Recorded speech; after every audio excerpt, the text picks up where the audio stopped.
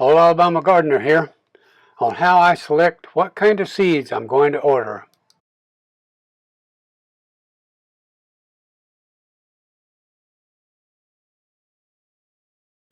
When the seed catalogs come in, usually last part of December or maybe first part of January, I get them, I start looking through them. And what I'm doing right now is just looking to see what I might order. And so I'll browse through the catalog. And if I see a seed that I might like to order, I'll put a big red asterisk by it, just like you see right here on this one. And that way it'll call my attention to it when I leaf through the catalog again. But then I'll go ahead on through the catalog, making marks as I go through it. And then I'll make myself a chart, and I'll go back through the catalog, and I'll extract the data out about each seed that I put a mark on.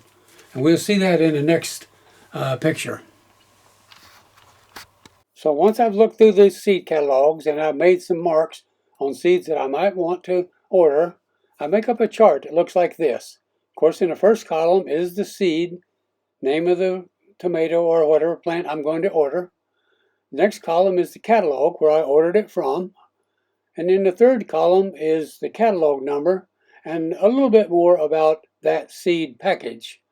And then, of course, the next column is the size. What am I going to get? An A package, a B package, a C package. And then finally, in the fourth column will be the cost.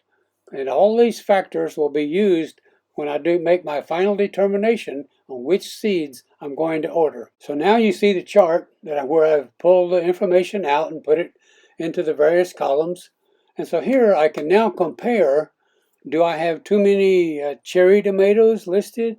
Do I have too many Salts tomatoes listed? And then I can start lining through, as you see down at the bottom, those that I don't want to order. And then, finally, in the mail comes my seed order. So let's open it up, see what I got here.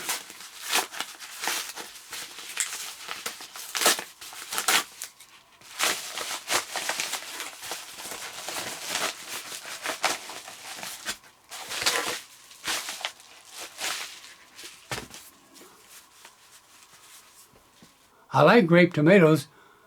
I have never grown this one before, so we'll see how it produces.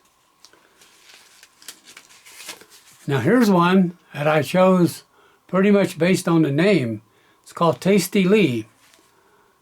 So I thought it'd be interesting. However, it is a determinate, and I have not grown determinate tomatoes before, so I want to try growing determinate tomatoes. This is going to be it. This is a cucumber called Southern Delight.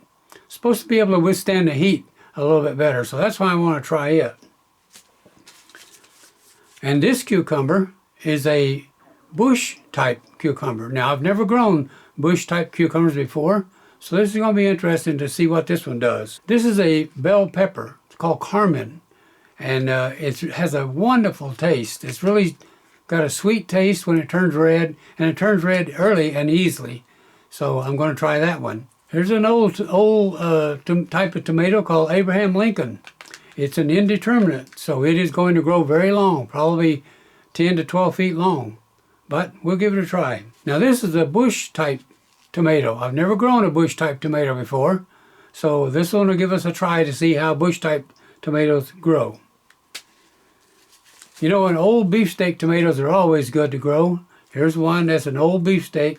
It's an heirloom, of course, so it's going to be all right. And here's the one you saw in the book called Saucy Lady. So it's going to be a sauce tomato.